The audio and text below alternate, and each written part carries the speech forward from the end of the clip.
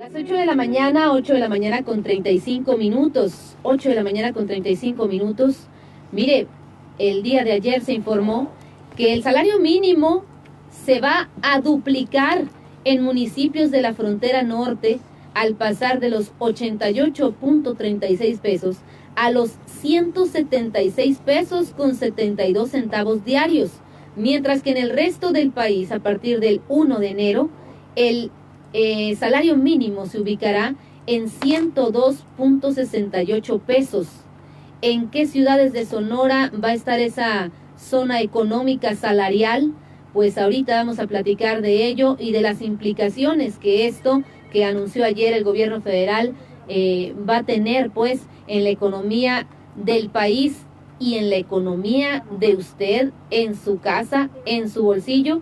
De eso vamos a hablar con el economista Marco Antonio Córdoba, que me encanta siempre platicar contigo, Marco Antonio, porque cómo nos aclaras cosas. Buenos días, ¿cómo estás? Buen día, Gaby, un gusto estar con ustedes. ¿Qué implica esto, Marco? ¿Qué implica que ahora sí sea ya, pues, casi la realidad, que el 1 de enero el salario mínimo suba de los 88.36 a los 102.68 pesos diarios en general en México, pero en la frontera norte a 176 pesos con 72 centavos. ¿Qué va a implicar esto en nuestro bolsillo y en la economía de México? Claro que sí, Gaby, con gusto. Es un efecto positivo, ¿sí? En primera instancia es un efecto positivo porque tiende a incrementar el poder de compra, el poder adquisitivo de las personas, el de los trabajadores que reciben un salario mínimo, de tal manera que van a poder comprar más cosas, ¿no? Sí. Con estos recursos.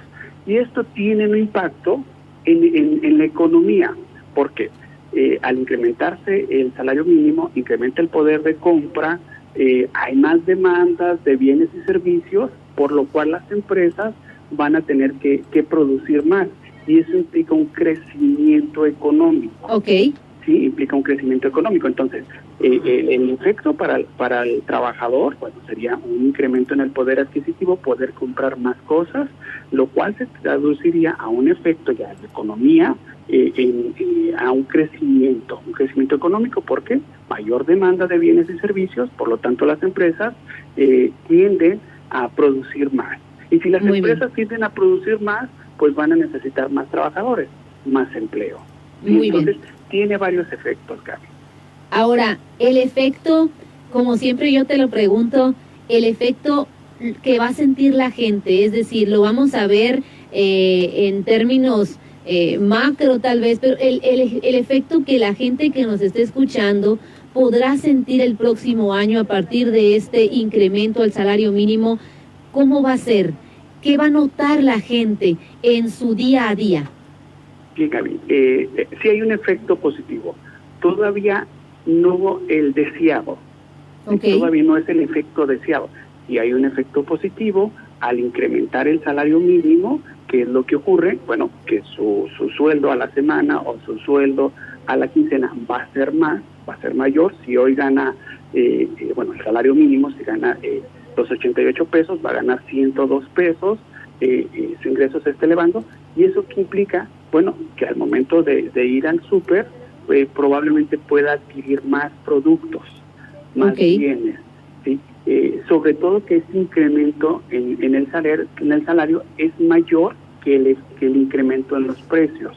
Eso se va a notar, pues. No como siempre que dicen, es que sube todo menos el salario. Ahora, ¿el salario va a subir más que los precios?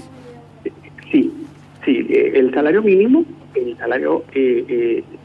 este incremento es mayor que el incremento en los precios.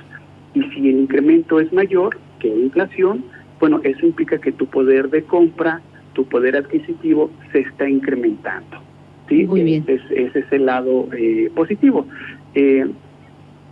Todavía hace falta, Gaby. Okay. Esto es un primer paso. Para tener el poder de compra que tenían los trabajadores mexicanos en 1976, en este momento, se necesitaría que el salario mínimo estuviera en 290 pesos. Eso sería el ideal, que el salario mínimo estuviera en 290 pesos, pero pues no es posible incrementarlo, pasar de 88 a 290 pesos, porque eso se traduciría en un costo, en nómina, en un costo de producción y provocaría una escalada de precios. De ahí que no sea lo rescatable de lo que se señalaba ayer por parte del gobierno, es que se está generando una nueva política de cultura laboral. ¿Esto qué implica? Ya se dio un incremento del 16%, para el 2021 se espera que el salario ya sea de 218 pesos, de tal manera que para el cierre del sexenio ya estén 290 pesos. Es decir, ya están mirando hacia adelante. Es decir, hay un incremento para el próximo año. Todavía no es suficiente. ¿Sí? Sin embargo, la política es irlo incrementando de manera anual, de tal forma que para al final del sexenio estén 290 pesos, que sería el poder de compra que se tenía en los años 70. Ahora hablemos de esta nueva zona económica salarial. La Comisión Nacional de Salarios Mínimos determinó crear esta nueva zona económica salarial en los municipios ubicados en los 25 kilómetros inmediatos a la frontera norte y algunos colindantes también a estos, donde se determinó el incremento pero del 100%. Ahí el salario mínimo va a ser de 176 pesos con 72 centavos. Y en esas entran en Sonora, San Luis Río Colorado, Sonoita, Santa Cruz, Nogales, Naco, Agua Prieta, Sáric, Puerto Peñasco, Altar, Caborca, Cananea. ¿Qué implica esta diferencia, esta nueva zona económica salarial? Bien, la característica, Gaby, de la región fronteriza es que los costos tienden a ser mayor que en el resto de las ciudades. Sí. Además, en las empresas hay una alta rotación de personal. Sí. Entonces, lo que se busca con este incremento del 100%, ¿sí? Bueno, dada el costo del nivel de vida que se tiene, incrementar la calidad de vida de los trabajadores. Por otra parte, disminuir la rotación por parte de los trabajadores que se presenten en las empresas, porque eso afecta, al final del día, afecta a las empresas y afecta a la economía de la región. Por otro lado, el gobierno federal ha anunciado una serie de medidas para impulsar la economía de la zona fronteriza. Entre ellas está una disminución del IVA, una disminución del impuesto sobre la renta o sobre el trabajo, y este sería el tercer factor, un incremento del 100% en el salario. ¿Con qué finalidad? Incrementar la calidad de vida de los trabajadores, de la familia, de la zona fronteriza, pero también evitar la migración hacia Estados Unidos. ¿Sí? Eso es lo que está viendo el gobierno federal con estas tres medidas, incluyendo el incremento del salario mínimo, elevar la calidad de vida, pero también evitar esa migración, esa movilidad, estar pensando por parte del trabajador, me voy a ir a trabajar a Estados Unidos. No, que se quede en la zona fronteriza, generarle las condiciones adecuadas para que tenga estabilidad económica y estabilidad personal y social. Ahora, Marco, la gente es muy práctica. La gente dice, allá pagan más, para allá me voy. ¿Esto podría generar un movimiento poblacional hacia la zona fronteriza? Gente que lo ve así de práctico, allá pagan más, me voy a ir para allá. Digo, pensando también en que allá las cosas son más caras, pero la gente así lo piensa, pues, si es mejor las condiciones en la frontera, me voy a la frontera. ¿Esto generaría un movimiento poblacional? Sí, Gaby, sí hay condiciones. Con estas nuevas medidas que se están implementando, sí podría ser factor para que los trabajadores de otras regiones esté pensando en moverse a la zona fronteriza, ¿sí? De estar pensando en, ¿sabes qué? Vámonos a trabajar a Nogales, a San Luis, a Mexicali, a Tijuana, porque allá están pagando más, ¿sí? El nivel de vida que se está dando, es mejor. Por lo pronto es mejor que en el resto del país, y eso sí podría provocar un movimiento de trabajadores hacia esas zonas. Claro. Pero también hay que señalar, Gaby, que en la zona fronteriza, lo que es Tijuana, Mexicali, incluso Nogales, necesitan trabajo, necesitan trabajadores. Y hay una oferta en este momento que no está siendo cubierta por los trabajadores de dichas ciudades. Entonces también es como una invitación a trabajadores para que vayan, ¿no?, a cubrir esos puestos, porque sí hay una oferta de trabajo en Tijuana, en Nogales, que no está siendo cubierta en este momento. Muy bien. Ahora, finalmente, nada más preguntarte, las cosas son, tienen implicaciones buenas, este tipo de decisiones tienen implicaciones buenas, pero también hay implicaciones que no son tan positivas. ¿Existen en este sentido? ¿Cuáles podrían ser?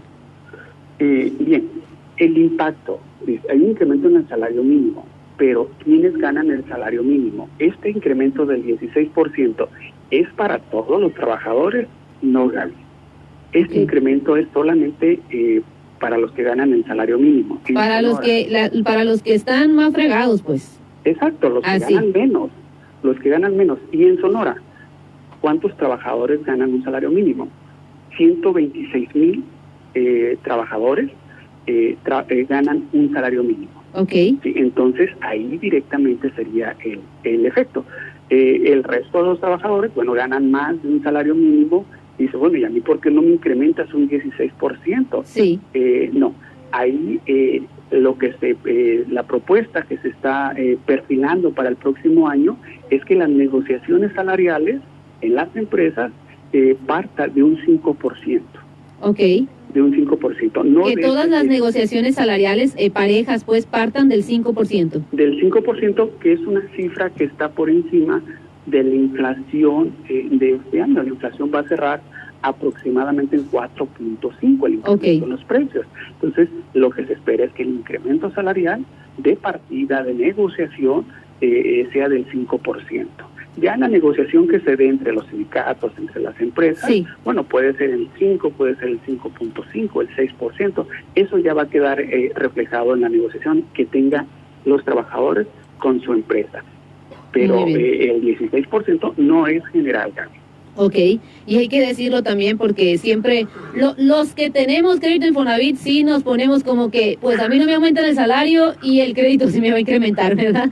Habrá que ver entonces qué va a pasar con tantos y tantos trabajadores que tienen deudas que parecen eternas y que con este tipo de incrementos pues no saben, están ahí con más preocupación que con buenas expectativas de qué va a pasar con sus deudas, ¿no?